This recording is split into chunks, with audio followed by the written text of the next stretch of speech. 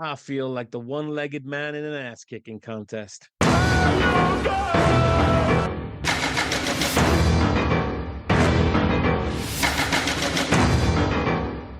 Welcome to Hey Guys Podcast. I'm Rob, that's Liam, and this week we watched the 1988 version of The Blob, starring Kevin Dillon and Shawnee Smith, with a screenplay by Frank Darabont and directed by Chuck Russell, who gave us Eraser, The Mask, and A Nightmare on Elm Street 3. The film takes place in a small town America, somewhere in California, and not Chicago. Why bring up Chicago, you ask? Well, Del Close is in this film. And if you've been listening to our podcast for a while, you'll know I'm obsessed with Del and the fact he only seems to do films set in Chicago. But we are in that small town where football is king. And if you wear a leather jacket and have hair like Cher, you are deemed an outsider. The film follows our plucky, handsome high school football player Paul and beautiful head cheerleader Meg as they try to save small town, not Chicago, from a gelatinous creature from outer space. Hang on. That's wrong. The film follows our plucky, slightly less handsome loner and beautiful head cheerleader Meg as they try to save small town, not Chicago, from a gelatinous creature from outer space. But is the creature really from outer space, or is there something more sinister going on? It may be all the films I've watched as a kid, but I have been conditioned to never trust government types in hazmat suits, telling me it's all under control. For the most part, the Blob still holds up. In the effects department, it's great, with some great on-screen death and great chemistry between hero number 2 and the cheerleader. The Blob is a great watch at just over 90 minutes long. Now, Liam, once again, this is a story of you seeing the poster growing up and never watching it, whereas it's a film I've watched a lot as a kid. So tell me, in 2024, is this any good?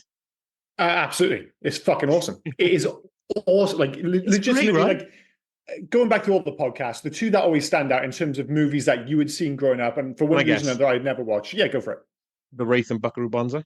Absolutely. Like, this is to be added to that list in terms of like utterly pleasant surprises. Like, I suspected I might like this film. It's always tricky with a director like Chuck Russell, because you mentioned some of his films, like, but he directed The Scorpion King, which is ass, Eraser, which is ass, but he also did The Mask and Nightmare on Elm Street 3. Now, those are like bona fide massive hits. For a lot of people, they probably, if you're like 20, 30, whatever, you probably don't realize just how big of a hit The Mask was. It was absolutely massive. A Nightmare on Elm Street 3, like, totally got Freddy back on track for New Line. Like, Nightmare on Elm Street 3 kind of saved New Line Cinema because they didn't know what to do with Freddy after the first two films. And it totally reinvigorated the franchise and led to all the sequels. And, you can make an argument that it's the best Freddy film. It's probably just behind the first film, but it's right up there, super imaginative. And this falls into the same category. It's a weird one because on the one hand, it's really imaginative and very 80s. On the other hand, it feels totally like it's inspiration. So obviously, like, the inspiration being the original Blob, more famous for the fact that it was Steve McQueen's first leading role, maybe more so than the film itself, which, like this film, had very middling reviews, didn't do necessarily massive box office, but was retrospectively judged very positively. And I can totally see why that's happened with this film. Because it really, rather than feeling like an 80s film, it just feels like a 50s film shot in the 80s, but in the best possible way. And in Chuck Russell, you can see a guy with a clear love of 50s B movies. Like, it has all the tropes, it ticks all the boxes, but it just turns everything up and makes it feel, quote unquote, we are talking about the 80s here, modern. And it just fucking works, man. My favorite, as you said, then it catches tropes from the 50s. Sorry, my favorite trope is when your hero or any character really runs in front of the monster in front of the screen. I love those shots. Love them. Kevin Dillon did that right at the end where he ran in front of the monster. I keep calling it the monster. Where he ran in front of the Blob, and then it's behind him, and then he doesn't know which way to turn. He just runs off screen. I think that's great. I just have to ask while you're on that point. I do apologize. Do you think that was done purposely in terms of, because you see most of the effects in this film, and the physical effects are unbelievable. They look fantastic. And obviously we'll spend quite a bit of time talking about the exemplary deaths in this film. But those shots where he runs in front of it, and it's almost like the actor is superimposed over these long shots of the Blob, and especially towards the end, you have these like miniature shots. And I was like, are they purposefully lame in this film? Because for the most part, this film looks pretty good. And then suddenly you get these shots. I'm like, it's clearly a nod to 50s B movies and obviously to the original. But are they playing up to it a little bit? Because some of the miniature shots and some of those, like you say, the shots of the actor superimposed in front of the Blob, they look naff. And I was like, I think it's on purpose, but I can't quite tell because this film was 1988. I was with you. I wrote that down because I had to think it was a nod. So they kind of made it look 50s-ish. But then when you get, like you said, some of the deaths look absolutely fantastic. Then you get Awesome. towards the end where you've got like they've got to make the blob bigger. So you've got to do this kind of thing. Like you said, against the miniature when Kevin's I call him In the Kevin, when truck. Brian Flagg's stuck in the truck and then you got Yeah. the snot bubble coming down and Yeah, covering yeah, it yeah. and everything. Yeah, that looked naff, like you said. And I'd like to think, personally, from a nostalgic point of view, I'd like to think it was done on purpose. I think it is because Probably, if you run it up against like the shots of some of the deaths in the film, like they really do hold up amazingly well. And I have to believe, and I think it's the reason this film again works so well, is that perfect combination of 80s body horror and 50s B-movie charm. And yeah, it just gets the balance bang on. So you have these sequences which do look kind of cheesy, but they're never far behind a genuinely gruesome death sequence. yeah, I totally agree with you. And thinking of the deaths, right? Mhm. As you watch this blind, you came into this blind. You haven't watched the trailer. You didn't know Yeah. anything about it except, Just seen like the I told you, poster, that's it. yeah. And I knew about the original, the Steve McQueen original, but that's it. So watching this film from the start, did you think Paul was going to be the hero? Dude, this movie has some Game of Thrones shit in it. Like Yes. there were so many shocking deaths in this. Like, and it sounds ridiculous. Like, I guess like I was spending quite a bit of time trying to figure out just how because this movie is very self-aware. There's no two ways about it. But I was trying to figure out whether I was classing it as like a horror comedy or not. And in the end, I kind of settled on the fact that I don't think it is a horror comedy. I think it's a horror. And the comedy comes from the homage rather than a kind of traditional horror comedy where it's kind of playing it flat. I don't think you have those moments. But anytime you think, oh, this is getting slightly lighthearted because of that 50s B movie nature and the Arborville, the town and everything about it, it almost feels a little bit quaint. Yeah. Not only do you get the deaths, which are gruesome, but if ever you kind of think you're going to fall into some kind of funk where you're like, oh, this is becoming formulaic, they kill off somebody so surprising. And obviously it starts with Paul, did not see that coming. They killed off one of the younger brothers. Fuck me, didn't see that coming. Yeah. Yeah. Yeah. The kid who always had the headphones on. I thought he was Yeah, it gone. was Yeah. unbelievable. But the one that really caught me was when they killed off Fran and unceremoniously killed off Sheriff Herb. I'm Because I was like, so one, I mean, I forgot the name of the actress who was playing Fran, Fran. Candy Um, Clark. thank you very much. She's Yeah. so charming in this film, and so is Jeffrey DeMunn, who's one of those like ultimate that guys. He's in The Green Mile, The Mist, The Hitcher, ER, The West Wing. He's been in a bunch of things you've seen a million times. And when you see her and him, and they have this great chemistry, and you think, oh, they're going to go on a date, and then I'm like, there's no way they're going to kill off Fran like here. And the way they do it is so brutal. I was like, well, at least Sheriff Herb's still around. And then you just see his face melted alongside the fucking phone. I was like, they're both dead. What It the was so fuck, bad dude? because just before you think he's going to rescue her, and then Yeah, 100%. the last thing she's They thinking of, build it up brilliantly. Like she's in the phone box. They keep playing it up, and you're like, he's going to save the day. yeah, And it just doesn't happen. the last thing she's thinking of is the sheriff. I want the sheriff, and all of a sudden, and you don't know it's the sheriff at first until you see the badge. They Yeah. concentrates on the badge. You go, like, bless it. Like you said, he's one of those actors you've seen forever. He's got a. I don't know his IMDb before this, like his credits or anything. So I don't know if he's a big name before this. But you think they would have given him like an actual death, not just floating around in the. It's No, I brilliant think that it's they great. changed. I think it's fantastic. It was the same when going back to Paul.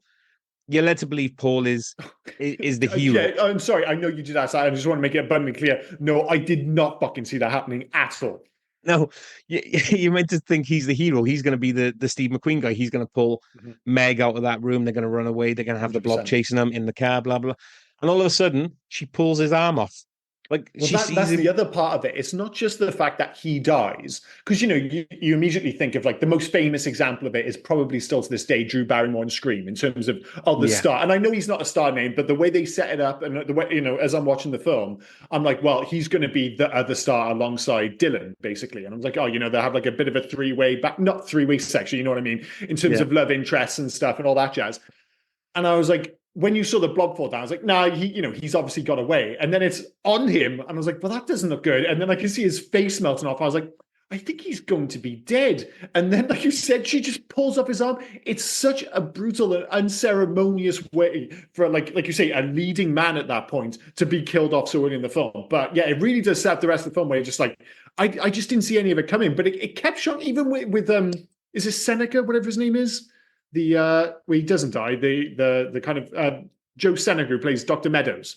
Oh yeah.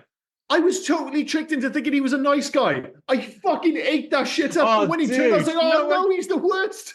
you see a dude in a hazmat suit telling everything's going to be fine. I knew he was evil straight away. Yeah, but Even I think, when I do you watched know this what back tricked then. me? This is going to sound dodgy, but I can see it comes from a place of positivity. Because he was a black dude, and he has that look about him, like that old, like, very much a trope, especially in the 80s, the old kind of wizened black dude who's like super Yeah. trustworthy and would tell, and the way he's delivering the lines, it made me think it's like, oh yeah, he's totally trustworthy. You've got these guys in the suits and someone's going to like double cross, but he's going to be the guy they can rely on. He's the fucking worst. And I didn't see it coming at all. Unbelievable. Do you know what I like? The fact they kill Paul off and you don't see a lot of this coming. You can get to the end of this film and think, fuck me, Meg O'Brien's going to die as well, because you actually don't know who the hero is in this. There's no standout hero. And I appreciate I'm running straight to the end. We will go back. But Brian drives a snowplow straight into the blob. Then all of a sudden, it's closing around him. Then you get Meg's moment where she grabs a gun, doesn't know how to use it, and then she grabs and then she grabs that weird packed landmine thing. And as she sets it off, and it must have been on a much bigger fuse than the other one they chucked down the drain. She then trips, and her leg is not tied up in anything. She can easily get out of it, but she's hanging off the edge. Wonderful. And they're watching it, thinking, well, fuck me, at any moment, one of these is going to die because they've already killed off everybody you're not sure about. Like RoboCop, the guy from RoboCop. Bill. Like, Bill. I guess his full name would be kind of like Deputy Bill Briggs, I think his name is. But in the film, he's referred to as Bill.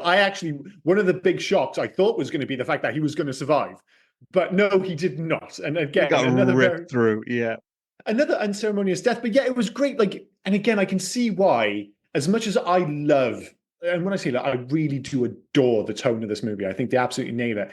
Meg is a perfect example at the end of this film. I can see why it didn't do well. So this film did, what was it? Jesus Christ. 8,247,000, whatever, at the domestic box office. And it was described as being disastrous, like huge flop.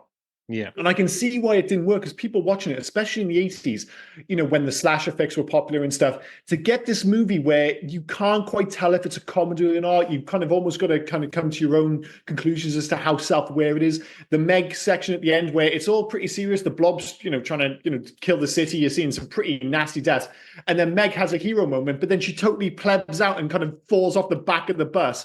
And it's like, she's suddenly in peril, but it's so low key and just completely avoidable.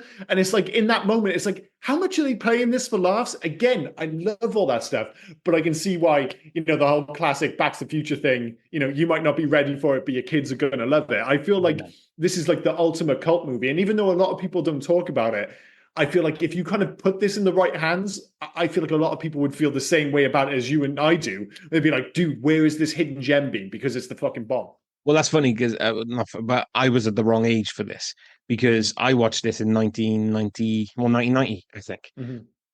So because when it came out on TV, I think it was on BBC One in like 1990. I remember my dad telling me I'm not allowed to watch it, so I went upstairs and turned it on anyway and watched it with my headphones on.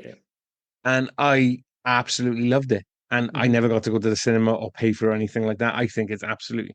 I fell in love with this film. It works on different levels for sure. It also feels, and this is going to sound really douchey, it's properly a movie lover's movie. All the nods to the movie, with the small town, everything. If you're a fan of 50s B movies, or if you're a fan of 80s movies, it somehow manages to tick all the boxes at both ends of the spectrum. So if you're like if you're aware of the tropes and you get in that self-awareness, I think it's going to kind of be pushed that much more, in terms of how positive you feel about it, Sorry, that was a terrible sentence. I do apologize. No, stick to that douchey comment, right? Because of all the deaths in this, who was the one who deserved it the most? The guy at the cinema, 100%. You reckon? Oh, Oh, the because he was cunts. talking during the Yeah, cinema. well, yeah, yeah. You know how I feel about talking in the cinema. As soon as you Yeah. start All talking in the right then. cinema, not only did I know like that was like an obvious setup, I was like, he's clearly going to get killed. But yeah, he's got to go. Bill Murray's brother, did he die? The doctor? I can't remember if they killed him or not. No, he didn't. Did he? No, He he didn't. survived. You see him and he just said, "Is this the hand patient?" And he disappeared. No, the one that deserved to go was date rape Scott. He Oh, he definitely deserved to go. Like, oh, you're passed out. Shall I just unbutton a button? Okay, let's unbutton another button. And then her chest ate his hand and what the a rest of him. wonderfully 80s sequence with Erica Eleniak, a young Erica Eleniak from Yes. Baywatch and Under Siege fame. But yeah, they totally play Scott and his date rape drink for laughs. Like, don't get me wrong, the boot of his car is unbelievable with all like the class rings that he's obviously got to give to other girls. When he opens it and the light comes on. It is wonderful, but when you do break it down, you are making a joke about a date rapist because that really is what they're going for there. Like, he even puts his hand in a top, he talks it through it, like he knows what he's doing is wrong. In many respects, it's a gross scene which they play for laughs, but when it ends with Erica Eleniak's face folding in on itself and him getting absolutely demolished by the blob, you're kind of like, oh, fair enough. He got his comeuppance. The scene is absolutely fine in the end. So they justify it. But it was, as I was watching, I was like, I'm pretty sure this is a date rape sequence, which is kind of bizarre. But, as far as date rape sequences in movies go, it might be one of my favorites, which is a strange thing to say, but it is what it is. I'll tell you who else was in this. Do you know the brother that got taken out? The little kid that got taken out? Mm-hmm. Did you recognize his older brother? Oh, the other douchey looking 80s No, no. So American. his older brother was the guy who the usher. I forgot what they were called in America. Oh, yeah, yeah. The guy who was, yeah, yeah, I remember. Yeah. Did I you have no idea. No. No? He's one of the Frog brothers. Oh, is he really? That's Alan Frog. Obviously, it's not fucking Corey. From Yeah, yeah, yeah, it's Corey not clearly Feldman. not Corey Yeah, Feldman. Yeah, yeah, it's yeah. Jameson Newlander. Yeah, he's the other Frog brother. I didn't notice that at all. But this film does have a great cast. But I mean, it's amazing actually that we've managed to go this far into the podcast and not mention Kevin Dillon as Brian Flagg. As soon as we've mentioned him, I can't get off the hair. Fucking Well, sheer obviously, haircut. it is absolutely bananas because on the surface, his look should work. Like it should work. Like he's got like you can see what they're going for. Again, it's a nod to 50s cinema in many ways. There's a very clear nod to Steve McQueen later in the film with the chase sequence with Brian, which I still haven't quite decided if it's fucking awesome or terrible, but we'll get to that in a minute. But they've taken all the ingredients of that classic 50s, kind of rebel without a cause. He's got the white shirt, the black leather jacket, the blue jeans, the hair. You're like, that should be cool. And then you look at him, you go, why do you look so fucking lame? He's got that Brian May haircut. I don't know who thought that was a good idea. The leather jacket is slightly ill-fitted. He's got this weird-ass Han Solo shirt. I don't quite know what's going on there. And Dylan himself, he's a peculiar-looking boy. Like, he grew into his face as a man. But trying to pass him off as kind of like the leading teenager in this film, I don't know if it's going to because he's 23 coming on 24 and he's meant to be playing just coming up to 18. Do you know what? This might be wrong for me to say as well. His look was ridiculous as well. He looks like your lesbian auntie that just like he does a little bit. He does. Not your lesbian auntie, anybody's lesbian auntie. Like, and but, just to be clear, I liked him in this film. I thought he was good. I think he's good. But you have to get over the look because I don't think there was any intended comedy with that. I think they were just going for a clear nod to 50s B movies with the classic kind of, like I said, Rebel Without a Cause look. And they just didn't land the plane at all. Like somebody needs to step in and go like, really? That shirt, that hair? Like it's so close to being cool and yet so far away at the same time. It's almost impressive. But luckily, Shawnee Smith comes in as the classic kind of, teenage dream. Like she's lovely in it and she's really good in this film. Oh, she's great in it. Like her screams, the scream queen side of it is great, but her heroic moments are on par as well. When she rescues her little brother, minus the other kid, I think it's great. She sacrifices herself. She pushes him through the storm drain, and she's fucked. But then she's Brian awesome. comes Even on. the way she does like the full like big sister thing. Like when they're going through the sewer, she has them both by like the scruff of their shirts, and she's like dragging them through. And like I totally bought into that whole sequence. And I haven't actually seen many of the movies she's been in since because she's most famous for the Saw movies, right? Yeah, she comes into it for Saw movies. I recognize her more from I don't know if you remember the Ted Danson TV show Becca. Oh fuck yeah, she was in Becca. God, I haven't seen Yeah, Becca for donkey's years. I used to watch yeah, that all the time. I totally forgot she yeah. was in it. But yeah, and then she came. So the reason she was actually cast in Saw is Mhm, because Lee Winnell and James Wan, big fans mhm. of this, and Lee Winnell, who was one of the writers, had a crush on her. Oh, So awesome. they seeked her out to cast her into Saw, and then obviously, yeah, she's in like all of them up to a point, isn't she? So, Yeah, but yeah. I She don't did. think, She yeah, totally feels like the kind of girl. Like if I'd watched this, like you did, like in 1990, or if I'd watched this in the 90s, I would have totally had a massive crush on her. Like she's so charming in it, and she's such a likable screen presence. yeah, she's great in it. I liked it when they were. Oh, she was in Who's Harry Crumb after this. That weird John Candy one. Was it John Candy? Yeah, I haven't seen that for Yeah. donkey No. shows. I would never remember. Sorry. Anyway, I liked it when they're going through the sewer and she's going, look out for the rat, and then the boy just turns around and what rat? And all of a sudden they're chasing the zombies. Not zombies. The blob's chasing them. What I did like or didn't like, I suppose, is that kid with his Mhm. headphones. Yeah. Just take your headphones off, man. It I reminded mean, me of. I gotta be honest, I was just more shocked by the fact I was legitimately shocked, even after all the initial shocks, that they killed off the younger brother. For the, not only for Well, like he a was he was young. the one to take. Yeah, so he wasn't her brother, mind. Do you know that, don't you? Oh yeah, They only they only had one brother, so she rescued her brother. and he was the He was the friend. friend. He was Yeah, the sorry, brother because they were of the. both pretending Yeah, to be. Yeah, because she's Art Lafleur's daughter in this, isn't she? That's yeah. her Art dad. Lafleur. I mean, Art Lafleur. Everyone knows who he is, but what's his credit in this? Well, I was just firstly, for a second, I legitimately didn't recognize him simply because he wasn't wearing a baseball jersey. It feels like every fucking movie I see him in, he's wearing a baseball jersey. But What's he credited in this? just dad, I don't know. So she's Meg Penny, right? Her Mhm, mother is Mrs. Penny. mhm. He's pharmacist. He's fantastic, He's fantastic. credit. Although to bring it back to Art Lafleur and the pharmacist, I was quite surprised when you did the opening quote that you didn't just go for ribbed. Oh, Which I thought was that a was up there. fantastic line. I was gonna go for ribbed, but I did like the one-legged man in an No, kissing that is a contest, great ass line as well, in kicking, not fairness. kissing. Yeah, yeah. But But sorry, Karen. I was just gonna say that whole opening sequence, as you said, the ribbed sequence when they're in Mhm. the pharmacy, I thought was great.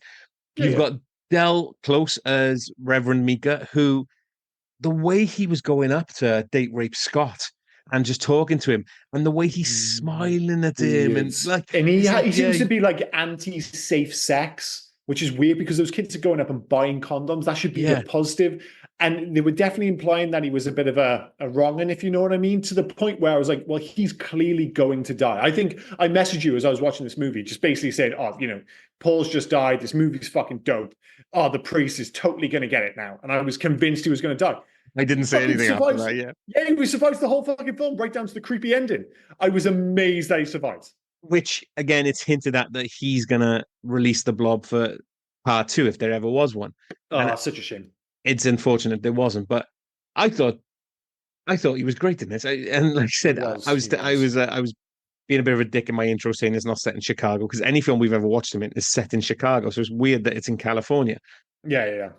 But I you're mean, right, Arborville. Let's be clear. I mean, where like obviously, I think it's a fictional town, it is a Arborville. fictional town, yeah. But my God, like usually with these small towns, the idea is they're quite idyllic or whatever. All I took from this town is that it has the worst hospital in the fucking world. You had that front office bitch who was just like they're coming in like this guy is really in need of medical attention. She's like, oh my God, like so put upon. And then when they go in and he's like, dude, and I think it's Bill Murray's brother, isn't it? The doctor. It He's looked like, like, yeah. this guy is dying. And he's like, oh, can't you see I'm talking to someone? It's like, dude, you're in a hospital. If someone comes in and says someone's dying, how about you go and take a fucking look? They're all assholes in this little town. Also, what was funny was if that's the hospital, Mhm. is it open 9 till 5 with just a skeleton crew a bit later? Because there was only 3 people in that entire hospital, right? The Yeah, doctors yeah. were somebody else. But for some reason, it sounded like that doctor is giving palliative care advice to that woman. Like it sounds like that she's on her way out. And he's like, Mhm. casually, can you see I'm talking to a patient? Like, Yeah. fuck that a second. Come and see this guy who's been eaten from the inside. Well, like you said, maybe it would have been better if they had more than like two people on staff for the whole city or the whole town, as it were. But that obviously like led straight into like Paul's death, which, as we already mentioned, was like legitimately shocking. Obviously, especially for me because watching this for the first time.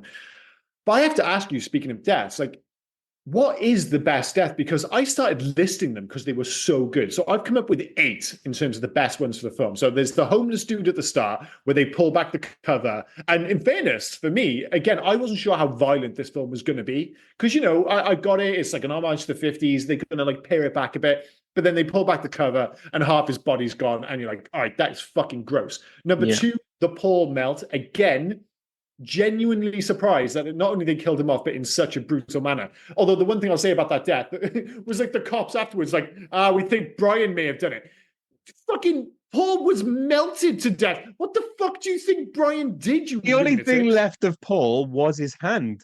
Like the rest of it's gone. It's been disintegrated within.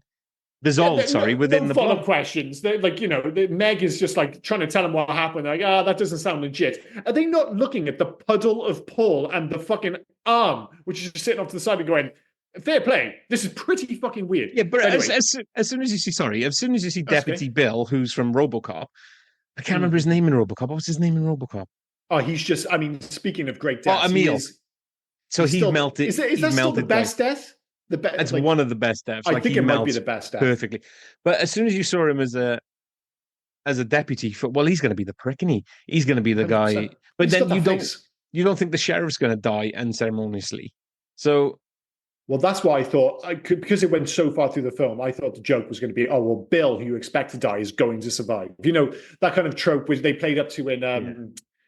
Deep Blue Sea, where usually like the black guy is the first guy to die, but instead he's the only guy to survive. I thought it was going to be like the asshole cop who you expect to die, because in fairness, like there's one thing with Paul, but when they killed off Fran and the sheriff, I was like, fucking anything goes. And legitimately, I don't think a death in a horror film has affected me more than Fran and the sheriff. Like I was still dealing with I was like, no, they're not going to kill off Fran, lovely Fran with the sandwiches, what the fuck? And then the sheriff just, like you say, so unceremoniously thrown in. But we've got number 3, Erica Leniak and the face fold, and obviously the date rape car. 4, George the dishwasher, which was, again, one of those borderline played for last, but still pretty gruesome. 5, the aforementioned Paul, Fran, and Sheriff Herb. 6, Hobbs' cinema death, another one which was on that kind of border between comedy and horror, but it was very cool. 7, the little brother death, although it's not little brothers, I've just found out, the little brot's friend's death. Well, he was still a little brother. He was a little brother to the frog brother. Yeah, fair enough. And then 8, Paul McCrane, Deputy Bill, bent in half, which was more shocking. It wasn't that, like, it reminded me a little bit actually of Nightmare on Elm Street. The end of, like the ending when the mum gets pulled through the letterbox. Yeah, it kind of had that kind of vibe. It was a little bit silly. So that's not going to win. Let's be honest. But I mean, for me, I think it probably still is the Paul meltdown at the start, just for the shock that they're killing him off and they're doing it in such a gruesome way. So I like the little brother death, the little frog brother death, because the way he comes back out of the water and stuff, and I think it looks great. Like if we're going from the effects wise of it, there's a lot of them. Like you've got George the dishwasher, he's hanging upside down, being sucked through. It's fucking grim, but it's fantastic. Mm-hmm. But the one that felt a bit, aside from what was his name, Dr. Meadows, the way he died was a bit shit. Mm-hmm. I love the way Colonel Hargis died, where he pulls the grenades as the tentacle slams onto him, but you get nothing. There's no explosion. There's just a shockwave.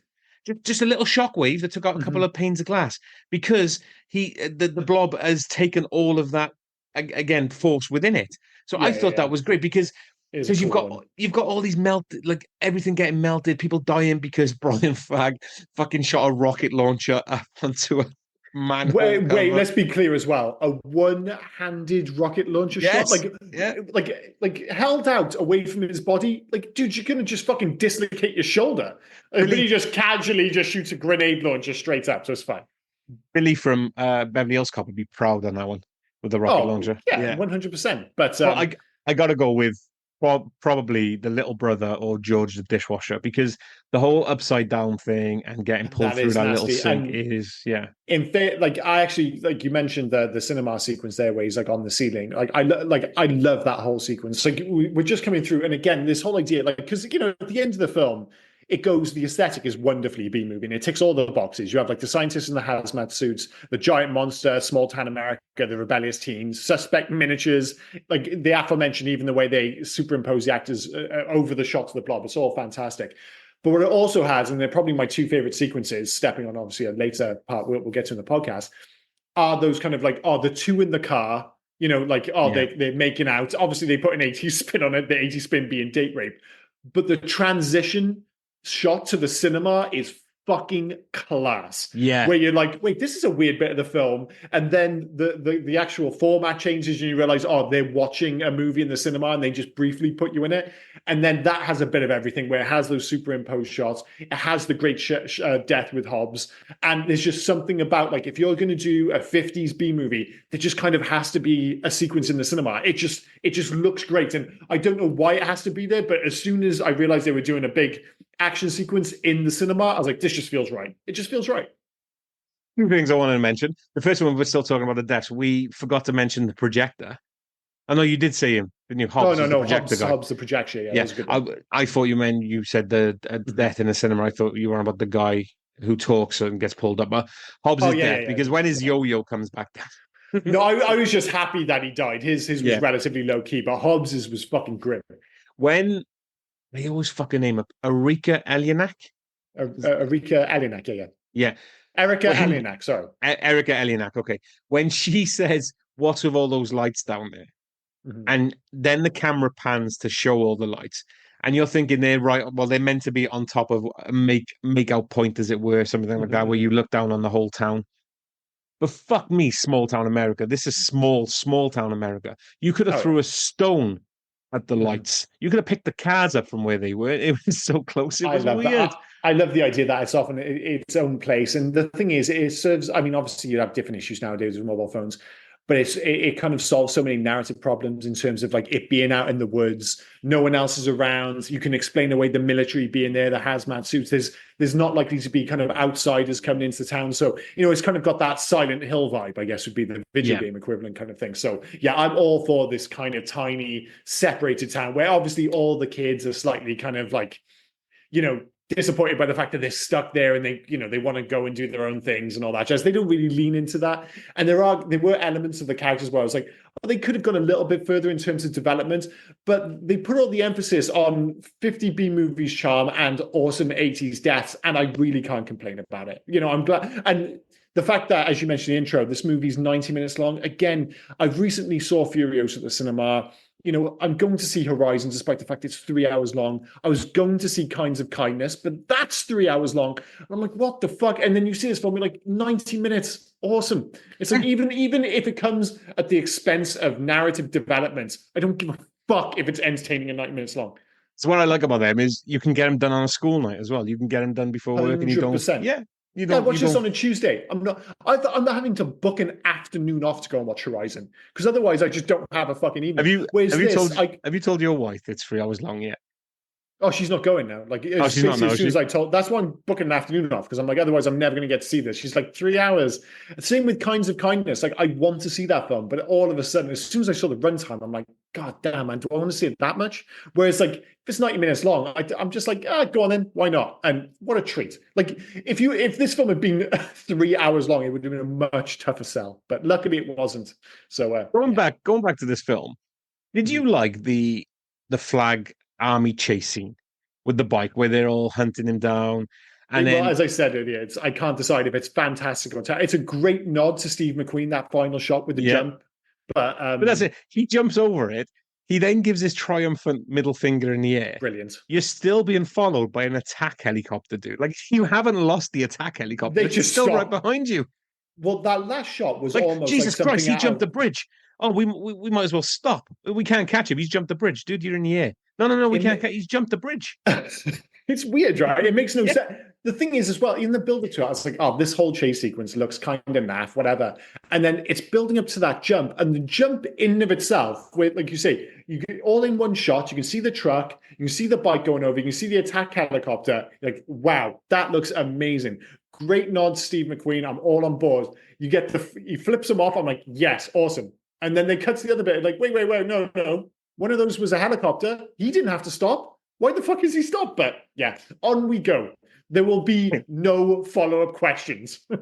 The other thing about follow-up questions, after after Fran and George get killed, or George gets killed anyway. Still hurts. And yeah, and they lock themselves in the freezer. They come out of the freezer to find the blob's gone. Mhm. They go to go out the front door, and Meg says it's locked. And Brian says, and bear in mind, they're in a diner. It's okay, I've got a key. And he picks up a brick. Mhm.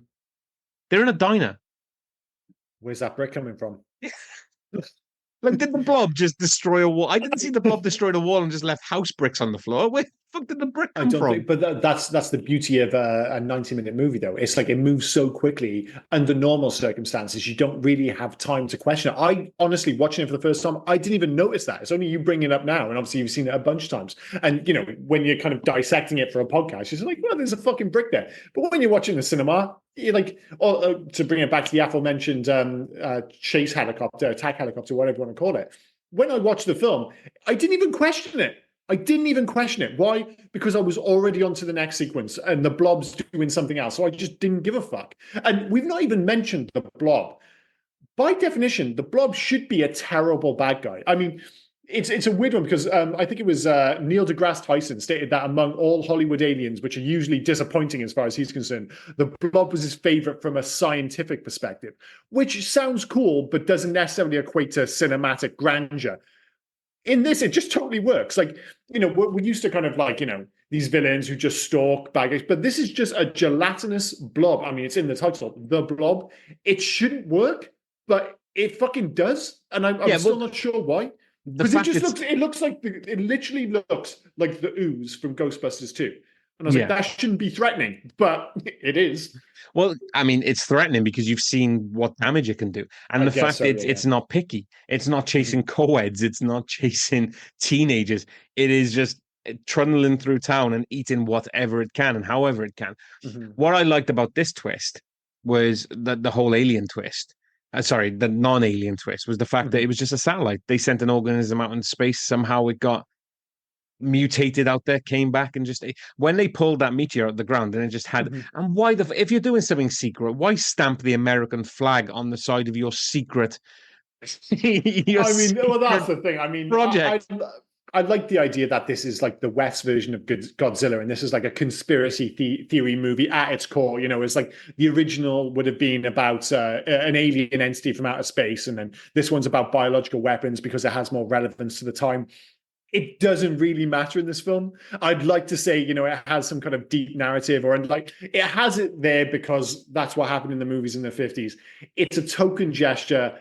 I don't really care about where the blob came from. And when they're explaining at the end, I was almost like, oh, I guess, yeah, they're trying to make a statement about it. But really, I was just happy to see the blob killing everyone. Like that was all it really came down to. But luckily, as we said, that what it almost reminded me of the way I watched it, and don't get me wrong, I did enjoy the story, but it was closer to something like, because the kills were so good and so imaginative, it reminded me more of something like well, we've mentioned Saw, but Saw is gross. I don't like those films.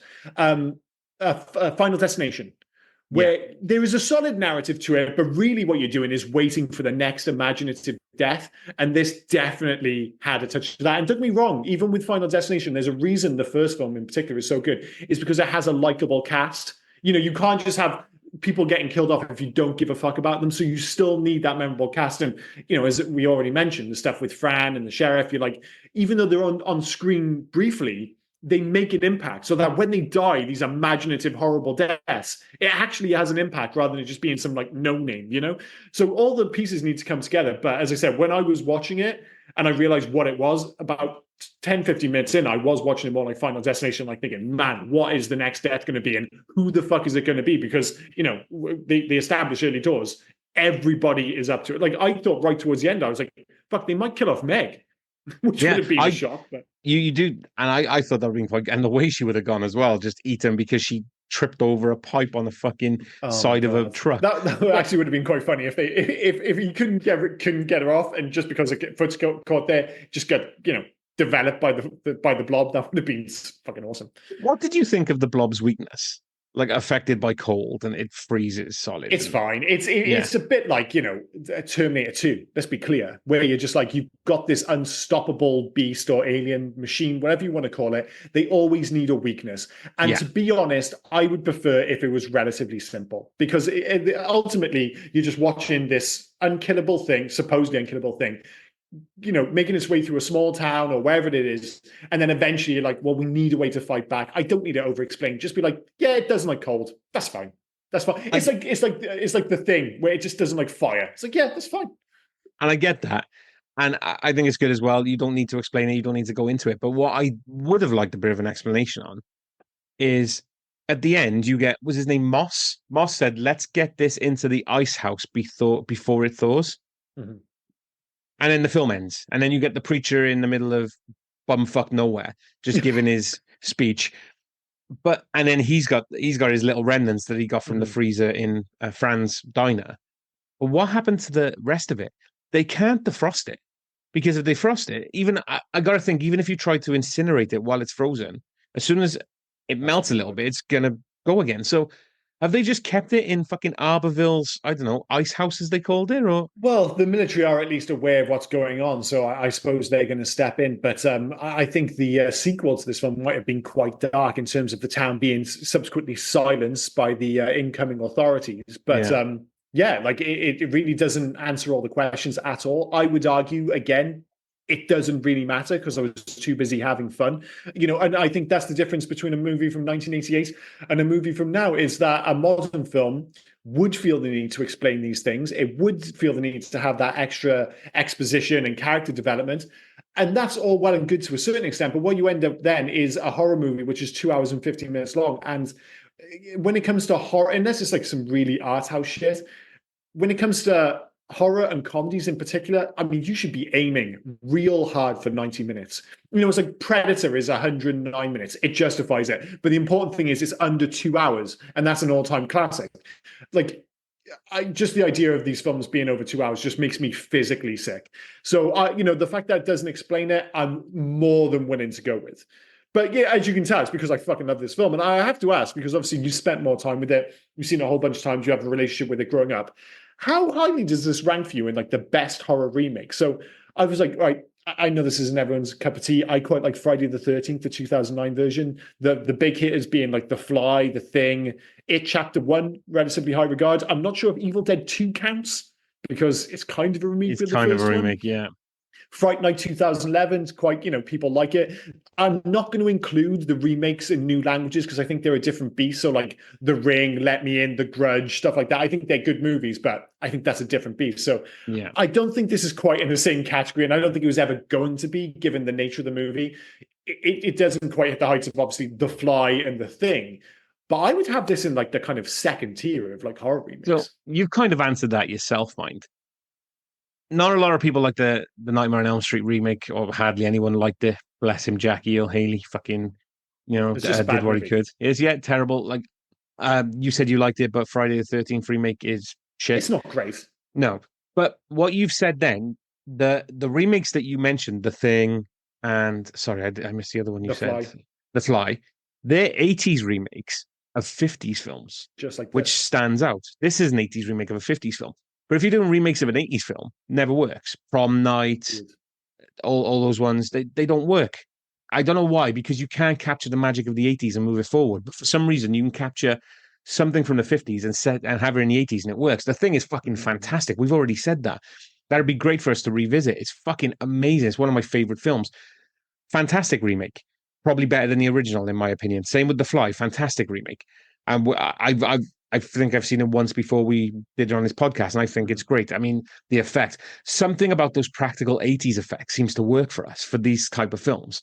It does. I hold up, yeah, whether or not this doesn't stand in the echelon of them, The Fly and The Thing. But again, I give you the second tier.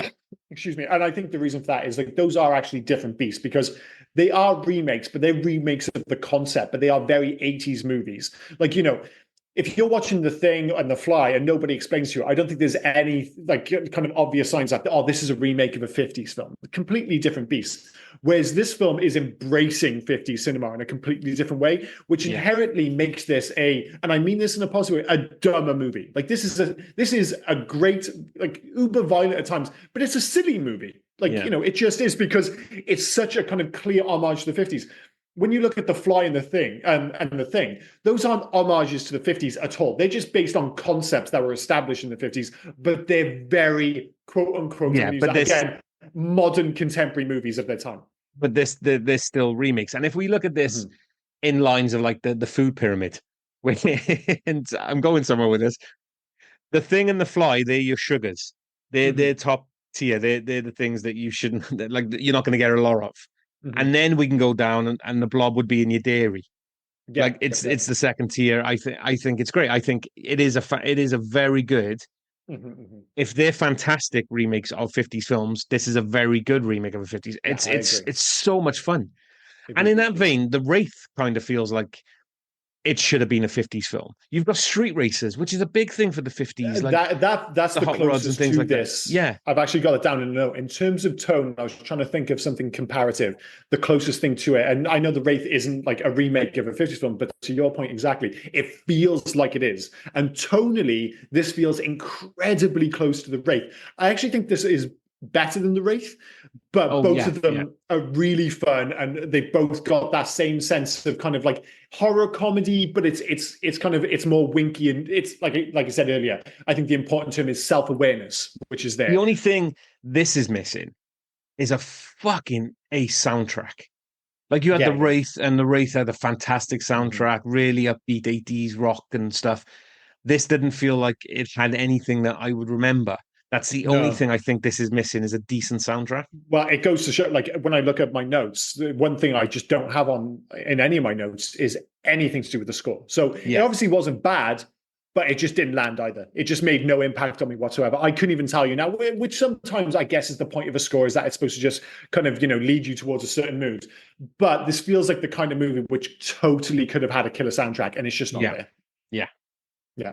Have Oh, the we one thing I will say, you very kindly sent me up the DVD of this. yeah. The DVD menu is one of the worst DVD menus I've ever seen in my life. Like, if you go back and put in some like mid 90s DVDs, some of the menu work is just, you're like, who the fuck did they get in to do this? This is top of the pile in terms of shit DVD menus. It's almost inexplicably ugly, which is a shame because, well, I don't know, actually, I'm not sure if it is a shame because it's set up like, expectations dropped because I was like, oh, this is going to be fun. I remember it was a movie I always wanted to see. I put in the DVD, I saw that menu, expectations dropped quite dramatically as far as DVD menus. It shouldn't have that much of an impact on my expectations of a movie, but it was that bad. But it probably paid off dividends in the end because Yeah. obviously the final product was so good. Wait until you see some of the other menus of the DVDs I sent you. Oh, Just fantastic. Oh, actually, FYI. I got DVD news after the podcast. Actually, won't bore Okay, everyone else cool. with it. Yeah. But one last thing before we move on. One of the boldest moves I've ever seen by a character held in custody is Brian's face lick. What the fuck was up with Brian's face lick? Of all the people as well, Bill, who looks like the sweatiest little man I've ever seen. Dude, licking Lick his face, him. like everything about it was, I'm not sure if it's bald, idiotic, or what, but I was like, when he licked his face, that was up there with some of the deaths. Like, I can't believe he just licked his face. You're better off putting money in your mouth than you are licking that, Oh, dude. If you want to, absolutely. yeah, like, Absolutely. Anyway, face, let's end on face like and move on to favorite scene. This could be yeah. interesting because there's a lot of awesome scenes in this movie. I'll let you go first. Well, I mean, it really could be any one of the awesome death sequences, but I will go with even though it upset me, the Fran and Sheriff Herb death sequence. I could just as easily pick the cinema sequence, which I thought was fantastic. But in terms of that combination of visual like splendor and like genuine shock, horror, a bit of comedy, the whole works, like really encapsulated the tone of the movie. I thought the Fran and Sheriff Herb death sequence is just absolutely top tier. Yeah, I think it's great. Like you said, I mean, you don't see Sheriff Herb have a death, so that is bold anyway. Fran Mhm. thinking he's gonna rescue her, hoping that she'd get rescued, and then she just gets fucking Us yeah. assuming, so I was totally assuming she'd get rescued. It's just, yeah. Like I said, I could have picked the fucking date rape sequence, which I know that sounds weird, but it's a great sequence. The cinema sequence, there's any number of fantastic death sequences, but that's the one that immediately jumped out to me. To me, it's and I'm gonna hope this is a word, the claustrophobicness Mhm. of the sewer Yeah, when they're yeah, in the it's good sewer sewer, and they're good running sewer. away from the blob, Mhm. and it's underwater for most of Mhm. the part, so you just have a tidal wave coming at them and things like that. I think it's absolutely great. He dies. She notices a storm drain, so she sacrifices herself to get her brother through. And yeah, I think that scene is done so well. I will say in terms of spectacular overacting, I can't think of a finer example than the scientist who was down in the sewer with him, who just suddenly has a freak out. That dude was like, I'm on set for one day, I'm in one sequence, I am going to act my fucking ass off. And Do you know he who that turns it was? up to 110%. Do you know who that No, was? no idea. That was Bill Moseley, right? If that name doesn't mean anything to you, he's done loads of horror, usually like in the late early 2000s stuff. He's done Mhm. like 1001 Maniacs with Robert Englund, things like that. But Oh, yeah, yeah, yeah. he was Brother Otis in Rob Zombie's, the Halloween Rob Zombie remake? one. No, not the Halloween remake, the other one House Rob of Zombie did. Corpses, or whatever it was? House of a Thousand Corpses. He Yeah. was Brother Otis in that, and the other one he did, they did the sequel they did to that was The Devil's Rejects. Yeah, I really Yeah. fucking hate those films. I Oh, think Rob I'm not Zombie. saying they're good, No, no, but I know. yeah, Bizarrely, I have seen those, but every time I feel like the need to kind of pipe up, like he's one of those few directors who I actively dislike. Although I did have a weird soft spot for his Munsters remake, which I don't I think haven't was seen it. good. I thought it was oddly charming for some reason. But anyway, moving on. Oh, I'll tell you, and he was also Johnny in the Tony Todd. Oh, fucking speaking of remakes, he was Johnny in the Nightmare. Oh, not Nightmare on Elm Street. Fucking hell, what am I saying? The Night of the Living Dead remake from 1990 with Tony Oh Todd, yeah, yeah, yeah, yeah. Yeah, that's cool. which again is an ace remake of an Yeah, early that's horror another good film. one as well. Yeah, But yeah, yeah. But anyway, whatever the case, he fucking totally does that. In terms of loves and hates, my three loves: number one, tone is a perfect mix of homage, comedy, and horror. Two, just the array of absolutely amazing deaths. And number three, the like we mentioned a few times, the limited exposition. We're just getting straight down to business in this movie. And four, and this is going to show up in another category you won't be surprised to hear, but Brian's look, which is so fucking memorable. for me, it's the time, 90 minutes, because this moves at a pace. It's fantastic. It just feels like a death a minute as it goes on. I think it's great. Nothing Mhm. seems to let up. No, it's You're not completely bored at nonstop. any point. So I think it's Not great. not even in not legitimately not even in the slightest. Like you can pick holes in this film, but the one thing this film is consistently is entertaining. Yeah. The number two, the shocking deaths, which there are a few of them, as we've said already. Mhm. Even though I've seen it before, I still think it's very ballsy to just have what you would expect to be the hero taken out straight away, and then 100%. yeah. So I think the death scenes in this look great. They still hold up to this day. I think they're Yeah, there's almost fantastic. like two categories you got there because like, and I could have picked either of those. Like on the one hand, you just got amazing death. So even if like if you like take out whatever the character is or the narrative implications, just the nature of the deaths are awesome across the board. We've already listed like eight of them, eight fantastic deaths in this film. But like you said, the shock value to some of them, but not like the combination of the nature of the death combined with who it is just makes them like utterly memorable, which is exactly what you want in a horror film. We've talked about it before, whether it be Predator or a more traditional slasher flick, combining not only like memorable, gory kills and stuff, but combining that with characters you remember. It's the reason like Aliens works so well. It's like you kill off most of those characters, but we remember all of them. Everyone remembers Vasquez and all the other guys, kind of thing. And in this movie, it's like every kill counts. It's not just gross. Like even like the characters who have like a tiny amount of screen time. It's like what's his name? Hobbs. Frank Collison. He gets nothing to do other than to die. But do you know what the genius thing they did? They cast Frank Collison because he has one of the most memorable faces of all time. He's the guy, Wash Hogwallop from Oh Brother, Where Art Thou? That's why I always Yeah. remember him from. But it's like if you're going to get a dude who literally doesn't have any dialogue and you want to make the kill memorable, get that guy because he's just got the most memorable face in the world. So yeah, just tick another boxes. And my third favorite is I'll give her her own dues. Shawnee Smith as Meg. I think That's she's great. great in this. She's carrying her part of the film very well. I think she's great in this. Yeah, super charming. Hates also Brian's look. It is super memorable, and I love it on the one hand, but on the other hand, they've taken a classic look and absolutely butchered it. But especially with the hair and the weird Han Solo shirt, I don't know what the fuck they were thinking. Two, the fact that it bombed and we didn't get a sequel promised by the preacher at the end, which is like retrospectively a shame for me. There was bizarrely a sequel to the original movie, which I didn't know about. Beware the Blob.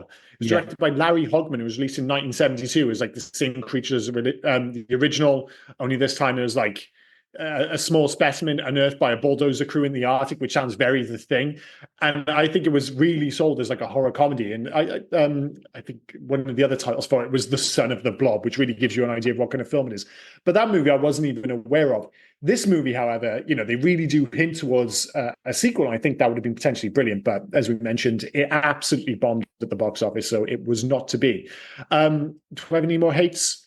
Oh yeah, I really thought Deputy Bill was going to survive. I was convinced he was going to survive. I thought that was going to be the big joke, and then he got unceremoniously killed off as well at the end of the movie. One of the more, I would say, unceremonious deaths. Like a lot of the deaths in this movie are pretty memorable, and you would think being like pulled through a door and bent in half would be memorable, but the level of deaths in this film means that one kind of went under the radar, I thought. So for me, I'm gonna go Meg fucking Brian's look. He was top of a tier for me. I can't get over the fact he looks like Cher. Yeah, it's whichever. Dude, if we can't decide who you look more like, Cher or Brian May, you're having a bad fucking day. He looks like Cher in the music video for Mermaids with Winona Ryder. Yes, she does. She really does. I mean, he does. Jesus Christ. Scott, the date rape, he was so gross from start to finish. He was just ick, and I just didn't like him at all. And well, I think that's completely reasonable. At least he got killed off. And I got to go with the doctor. What was his name? Fuck me, I forgot his name again. Dr. Meadows, Joe Seneca. I just didn't like. He was from. I don't know how you thought he was not. And okay, maybe it's because I've seen it before. He just felt slimy to me. He just felt underhanded. I thought he felt super sweet at the start. I was totally convinced he was. I was like, oh, this is like a twist on the genre. It's like the nice kind of scientist. He's going to help him out, and oh no, he's just the worst. And not just that, he's so bad by the end of the film. He's so inherently evil. I was like, fair play. He totally caught me out there. Maybe this is probably me being a dumbass, but I literally fell for everything in this film. Every surprise legitimately came as a surprise to me in this film. If the world's going to come to an end, remind me not to trust the people you trust. Just FYI. I don't know. I just think he had one of those faces where it's just like he just looked like a trustworthy cut. Like usually when you have the guys in the hazmat suits, they look like all the other guys in that movie in the hazmat suit, where it's just like, well, I wouldn't trust any of them, and I wouldn't trust any of the other characters that you see in that film. But there's something about him where I was just like, oh yeah, he looks pretty legit, and he was saying all the right things. Realistically, I'm probably just an idiot, a very gullible fool, sadly. But anyway, any alternative titles for this movie, which would be surprising, but I'm sure there are a few. Yep, we got a few, and not just the French Canadian Le Blob. Oh, fantastic, Le Blob. So, Brazil, the killer bubble. Not quite as threatening, but fine. Yeah. Bulgaria, the spot. No. Finland has two. Trickling death. Nope. Liquid death. Liquid death is a bit better. It's a bit closer to it, I suppose. Hungary, the mass. The mass. Yeah, that works. Italy being literal as fuck. The fluid that kills. Yeah, I'll give it. That's the best one so far. Japan, blob, unknown object from outer space. So Japanese, and that'll read brilliantly in Japanese as well. It's like all those video game titles where like, how many fucking vowels are in that title? It's ridiculous. Poland, plasma. Boring. Portugal, blob, another form of terror. It's fine. Spain, terror has no form. What are you doing tonight? I'm going to go watch Terror Has No Form. Do you want to go watch Terror Has No Form with me? It's long-winded. What it actually sounds like is the tagline to this movie. Yeah. It works perfectly fine as a tagline, but as you proved there, it 100% doesn't work as a title. Sweden decided that the Blob didn't work when they put it on TV, so they had a video title of the Blob, but when they had the TV title, they changed it to Danger from the Sky 2. What? Yeah. Danger from the Sky 2? Yeah. Classic. Because the first one was fantastic. Oh, yeah. How could we forget Danger from the Sky 1? But they also had another one. Fuck me, they've had 3. Panic. Just Panic? Just Panic. Panic, right? If you put an exclamation mark at the end of it, it does have a 50s B movie vibe to it. Like I can imagine the poster, it just says Panic. I can totally see that. So it's not as bad as it sounds. Oh, wait. I don't think it was. I think the point is it wasn't supposed to be read the way you read it. Panic. Lowercase p. Panic. Yeah. Taiwan, XCOM. Nope. And finally, Ukraine, drop. No, terrible. There were a couple of half decent ones in there, but quite a few stinkers as well. But any facts for this movie? Yep, we got a few. So Chuck Russell and Frank Darabont didn't have a lot of rules for the Blob, but they agreed to the general concept of the creature basically being an inside-out stomach, meaning the acid is burning, melting, and devouring almost everything it touches. It's a monster in its simplest form. There must be something about this thing that can slide under your door or squeeze through an air vent or quietly dissolve somebody in the next room. That's very elemental. It just makes monstrous sense. It's a fear of the worst death, being eaten. Yeah, and I think we've not really mentioned that. You mentioned it in the intro, but when I was watching, obviously, the opening credits, and I saw Frank Darabont did the screenplay, I was like, fucking Frank Darabont did the screenplay. But then you watch the movie, and you're like, yeah, it's got that level of quality behind it. Yes, it's a silly B-movie throwback, but it's got that level of class in every element of the script, of the direction, back to front. You're like, no, this is like a class act, which obviously didn't do that well at the box office, but you can see why it's so beloved by the few people who've seen it, I suppose.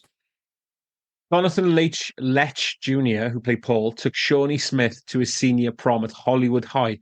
Sounds so fucking fake, doesn't it? It does. He wrote her a thank you note afterward, which she kept for years. They later appeared together in this film. That's quite sweet, actually. That's quite sweet. And then she watched him get dissolved. Of course. Chad McQueen was offered the part of Brian Flagg, but turned it down. He did so due to disliking the script and to having a strict personal policy of never performing in any production based on or inspired by the work of his actor father, Steve McQueen, who was in the original The Blob. It's fair enough. Yep.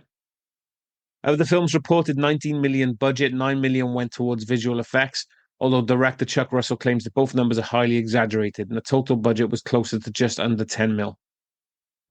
Still bomb though. I mean, if it did like 8 million or whatever it was, that doesn't take into consideration production costs, advertising, all that jazz. So yeah, still a bomb.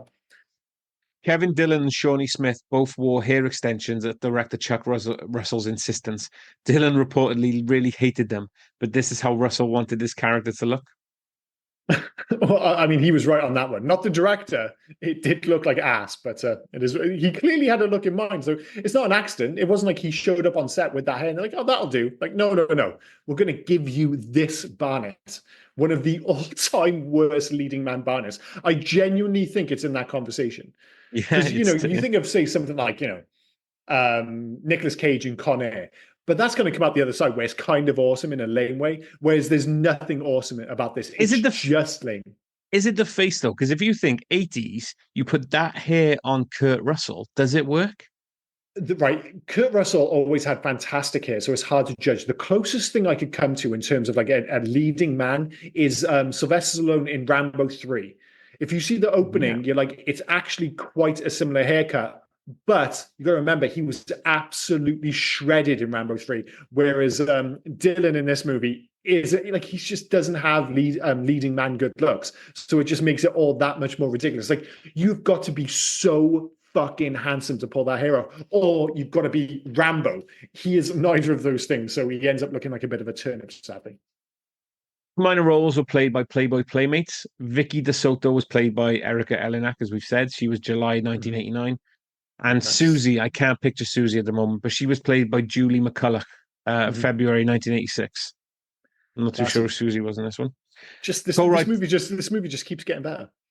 Co-writer Frank Darabont included many Stephen King references in this film, a lot of them focusing on The Stand. Shawnee Smith went on to star in The Stand as Julie Laurie. And that's it from me. That's about it. So yeah, next is How to the Future. So it's where we ask a question: remake, sequel, let it die, or leave well alone. This would be an interesting one because it'd be a remake to a remake, wouldn't it? I'm kind of actually of the mindset that just to leave it be, because for the points you made earlier, and I've actually got notes which contradict what I'm about to say, because I was like, oh, maybe a kind of Monday remake would be cool. But you've totally sold me on the idea that remakes of 80s films now don't really work.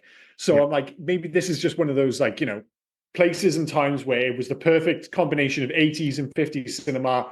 And I don't really know how you're going to make a better version of this movie. So I'm kind of the mindset now, because of you, just to say, just leave it be. I want a sequel. I've always wanted a sequel, not a legacy sequel. No, not a legacy sequel. Mm-hmm. I don't need Shawnee Smith coming back. I don't need that. It's not a remake then. It's just explaining what the Reverend did with what was left in him, or where the rest of the Blob was in the ice house. You just carried on. You can carry Mhm. on with this. You With could this just thing. have, well, the ice things are perfect. If you almost ignore the preacher thing and just be like, well, it was kept on ice for all this time. So it exists in the same universe, but it's basically just a new story, just the Blob escaping in Yeah, 2024. Yeah, it kind of works. The only thing is then, though, do you do it almost as an homage to 80s movies, or do you keep the 50s aesthetic?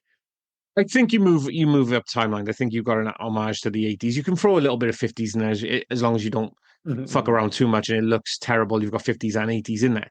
But Yeah. you don't need the reason why you don't need a legacy sequel for this is nobody is clamoring for the Blob characters, the actors anymore. Nobody wants to see Kevin No, I Dillon don't come think back with so. that hair.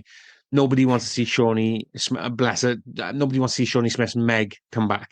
Nothing to do with that. The No, the story important of thing the is the Blob, Blob, isn't it? yeah, Yeah. the story of the Blob, I think will work and it will carry on.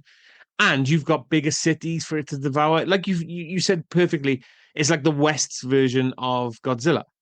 Yeah, and I Like, think it should be just geared around. Just again, do I want to see another version of this where maybe just really imaginative deaths? I'm like, yeah, kind of, but yeah, I'm just not sure if you're going to make it a better version. I'm like, I'm not beholden to this film. I've literally just watched it for the first time. As much as I'm a fan of it, it's like if they said they were going to make a sequel to The Blob, I'm like, yeah, sure, fine.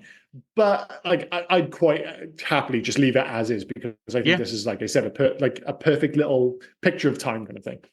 no, I totally get where you're coming from on that. But for more of the Blob, the Blob character in commas, Mhm, in quotes, I want to see a sequel, not a legacy sequel, just a mhm. sequel. I just As think long as it's the written most by Frank Darabont, by the way. Yeah, and I think the Yeah, important thing is you retain that because we've said about like, oh, it's important you have the deaths, blah blah blah. Of course, that's important, but the tone is essential, and the tone is really why this movie works. That kind of like, well, this is horror with just that little hint of comedy, built around that self awareness of like genre cinema and everything. It's like that is absolutely paramount, and that probably comes down to your point exactly. Is like you've got to get Frank Darabont back. So yeah, I mean, that would almost be like a kind of seal of approval, wouldn't it? If you were like, oh, they're going to make a new Blob movie and Frank Darabont's writing it again, I'm like, well, yeah, if he's writing it, then we're on board. But yeah. either or. I'm a dick as well. Fucking Joe Seneca, Dr. Meadows. Mhm. He was fucking Ezra in Silverado, Danny Glover's dad. But more importantly, he was Willie Brown in Crossroads. Oh, yeah, because see, Willie Brown, like that kind of character, Yeah. trustworthy character. It's Well, he just, wasn't trustworthy, mind. He sold his soul and he was well, trying to that's sell what I fucking mean. Ralph But Macchio's. Yeah.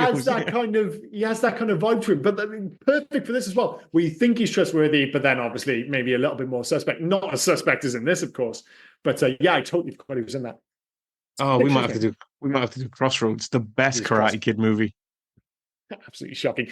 Make a change. It's a very easy answer. I'll be surprised if yours isn't the same. The haircut. The haircut's got to go. Just sort out the Barnett. Like, I don't think that works on the comedy level. I don't think it works on a horror level. It doesn't work as a 50s homage. It doesn't work as an 80s haircut. It's just a bad haircut. Change it. Yeah, change the look of him, to be fair. If he's going to be your hero, I was all right with Paul as the hero with his preppy look because he's the preppy guy. I Yeah, get yeah, of that. course. But if you're going to have then your hero to become the loner, the outcast, Mhm. you know, I don't know, make him a member of a gang, make him something. Well, the But thing his is, look just seemed weird. right, like I said, though, the weird thing is it ticks the boxes. Like he's got the leather jacket, but the shirt was bad. It's like just do like the classic thing: white t-shirt, black leather jacket, blue jeans. Give him a fucking heart, like slick back his hair or something. Why they gave him that bizarre 80? The big issue, like the shirt is bad, but the Barnett is unforgivable. Yeah, no, I get you. The Barnet is top form when it comes to terrible, Mhm. but the leather jacket is two sizes too big on him Yeah, yeah, it as is. well. So That's what I mean. I don't have an issue with it being a leather jacket. It should be a leather jacket, just not his dad's leather jacket. yeah, it should be form fitting. They literally last minute dressed him. We need something to. Oh, put this wig on, and I'm sticking with it. Put this wig on from the Cher music video. Put that on for a start, It's and exactly what it then feels like. yeah, and And it's then like, oh, he's supposed to be like, kind of mirroring the kind of the outcasts from 50 cinema. So we got to get him a white t-shirt. We don't have any white t-shirts. We got this weird white shirt. Okay, that'll do. But you have a leather jacket. Yeah, but it's size XL. He's a medium.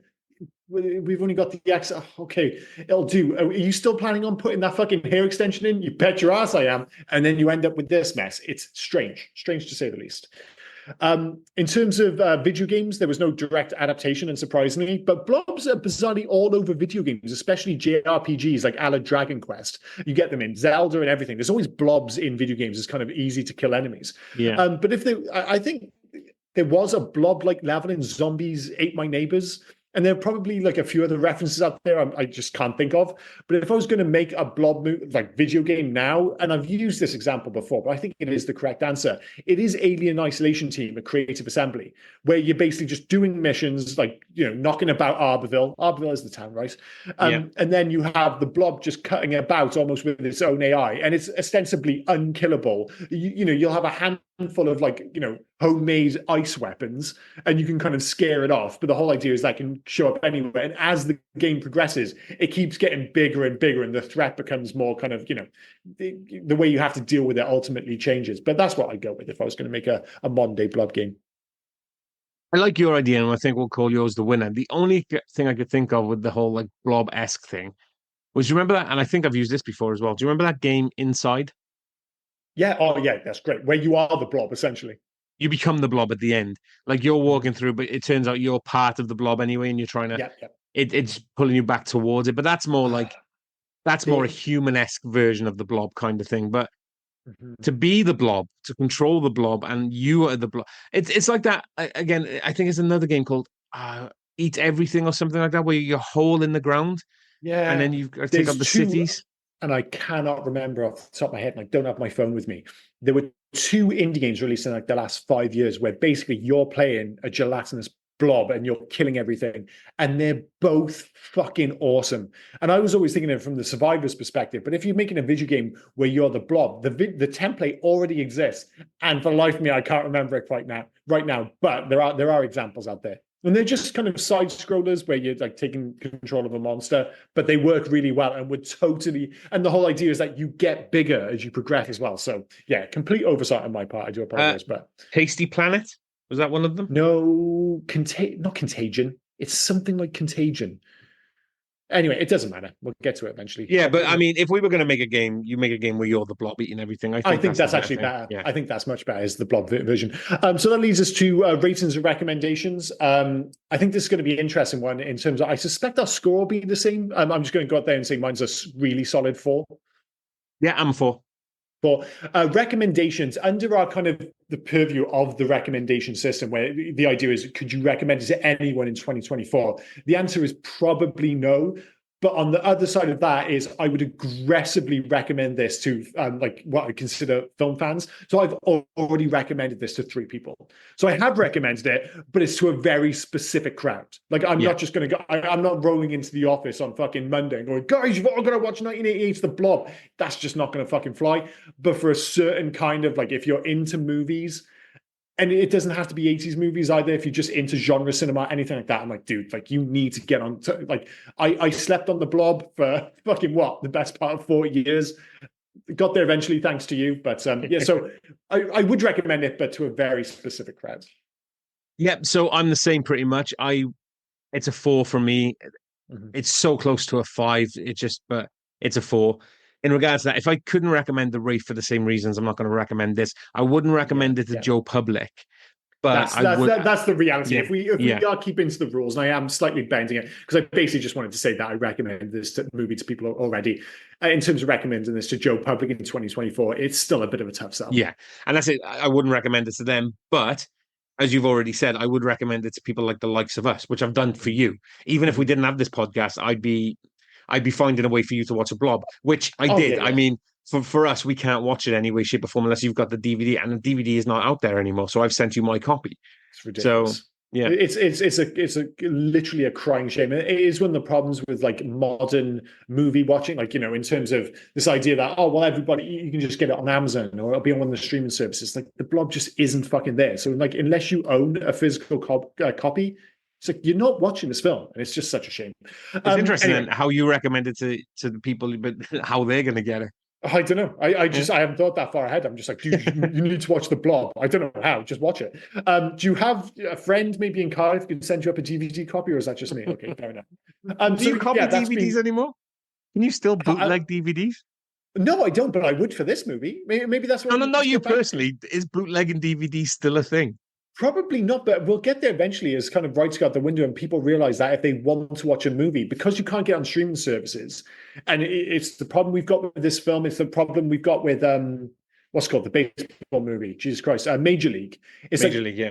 because you can't get it on Amazon, people who own the DVD are fully aware of that, so they fucking hike up the prices. So if you want to get a second-hand DVD, you think, oh, DVDs you can get for a couple of quid. Not if it's rare, not if you can't get it on streaming services. So you have to pay like 25 quid. Same for the fucking Blob. So, maybe burning, kind of rare movies onto disc is the way of the future. Who knows? Yeah. But anyway, that's been 1980s, The Blob. Next week, it is my choice. The year, sir, is 1987. Probably not going to be enough. 1987. No. This might be enough for you. The director is the somewhat infamous Menahem Golan. I'm not sure if I pronounced that right, but The blank expression on my face should say it all. Who the fuck is that? well, I say he's very strongly linked to canon movies, which is a very big Okay. hint. Okay, so we're going canon. All right. And the genre, because I can't give the star, is obscure sports. Obscure sports canon film.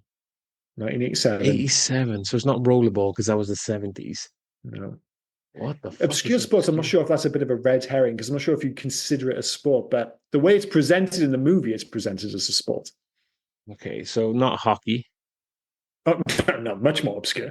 So I gotta start going for these sports now. Can you give me the sport? If I give you the sport, I'm giving you the movie. I'm Do you going to reckon? do it anyway. It's arm wrestling. Oh, fuck me, over the top. Over the top indeed, Over the top. Yeah, One of dude, the I would ultimate never. canon movies. Yeah. That's what I mean. It's a weird one because it is presented as a sport, but I know what you mean. If I say even an obscure sport, you don't necessarily think of arm wrestling as a sport, but it kind of is. In the same way that nowadays, I'm not sure if you've seen those videos of like slap fights. Yes. That's probably underselling it, but that's like a sport now where these dudes just slap the shit out of each other, and it's like, yeah, arm wrestling. It was You just want to go? that classic 80s drugs thing, classic canon era, cocaine everywhere, a bit too much money. And like, dude, should we make a fucking arm wrestling movie with Sylvester Stallone? Do it. Write the check. Listen, Sylvester Stallone's not going to do this unless we throw a lot of money at him. I repeat, write the check. And it got somehow, against all the odds, against all elements of common sense, Over the Top got made in 1987. So is this a good movie? I don't think it ever was. Was it a fun movie? Loads of fun. I watched this tons when I was younger. It's absolutely fun ride. But if we're doing obscure sports, I'm definitely getting you to do Men with Brooms at some point. Is Men with Brooms in the same league as Over the Top? I don't think so. It's for people that don't know. There is a hint of 80s extravagance to this. For people that don't know, Men with Brooms is a curling film starring Leslie Nielsen and Paul Gross, who we know better from Due South, where he played the Mountie that came to Chicago, of all places. Yeah. I mean, yeah. But going back to Over the Top, I've been wanting to do this for a while, but it's been one of those ones where I don't really want to make that call because will it be any good? So I'm glad you made the call because. Yeah, but will it be any good to revisit? It's going to be interesting. There's going to be some fun, and it's a great throwback to it. Not only to 80s cinema with the concept and everything, but really to the era. And this really speaks to that, like peak Hollywood movie star era, where you were like, we can sell anything if it's attached to a name. So it's Sylvester Stallone, that's all that matters with this film. Well, you're going to test the theory. We're going to test the theory by making him do an arm wrestling movie, a sport that nobody gives a fuck about. And we're just going to put Sylvester Stallone on the front with a truck, and we're going to be like, yeah, let's fucking go with it. They've done this before with movies with trucks. They did it with Clint Eastwood in the 70s, with the one with the fucking orangutan. Any Which Way But Loose, is that what it was called? There's two on it. Every Which Way You Can and Any Which Way You But Loose. Yeah. Basically, those movies were about fuck all. It was the same thing as this. It was a dude in a truck doing something stupid, only instead of arm wrestling, he had an orangutan. But they're just like, well, it doesn't matter because Clint Eastwood's in it. And that's what they did in the 80s. So it's just like, it's Sylvester Stallone driving around a truck doing an arm wrestling competition. It's a ludicrous premise, and it would never exist today. And that's the beauty of it. Is it going to hold up? Probably not. Is it going to be loads of fun? Probably, yes. This is the one where he's driving and he's got that arm machine Yeah. in the cab, isn't And, yes. and twisting his cap back gives him extra strength. Oh, dude, Oh, this film's it going to be so much fun. changes So him much into a fun. different person. Oh, I It can't really wait for does. this. And by the way, if anyone's listening to this and are interested in kind of watching it ahead of the podcast, I'm pretty sure it's a quote unquote free to watch on Amazon Prime at the moment. So if you have Yeah, I just checked. It's Amazon on Prime. it's on Prime. So yeah, you can. Yeah. And you know, I suspect it's probably about 87 minutes long. I'm not sure if you've got the runtime in front of you, but Do I have the runtime in front of we me? I have to bring did it have up the now. runtime. It's worth waiting Yeah. for. Oh, it's 2 minutes less than the Blob. An hour and 33. Hour and 33. Fantastic. Yeah. Absolutely on the button. So yeah, like you said, a Tuesday night movie. If you haven't seen it before, it's worth revisiting. If you have seen it before, it's worth revisiting. Any other business before we wrap this up? No, mate, not today. I'm all good. Fucking Cool, cool, canon cool. films. I love a canon film. Oh, that's going to be great. I've been Liam. Yep. He's been Rob. And you have been listening to the Guys podcast. Cheers, guys. Bye-bye. Cheers, guys. Bye now. Oh, and before I forget, where can folk reach us if they were so inclined to? Well, you can actually reach us on Hey You Guys 80s at Facebook, Instagram, and on Twitter. But if you want to send us a mail, do heyyouguys80s@gmail.com. Send us in your recommendations. Send us in your thoughts about any of the episodes. Just literally talk to us. We'll have a one-sided talk with you on the podcast. Yeah. We're nice folk. You know, get in touch. But no, cheers, guys. Bye-bye. Cheers, guys. Bye now. Hey, you guys!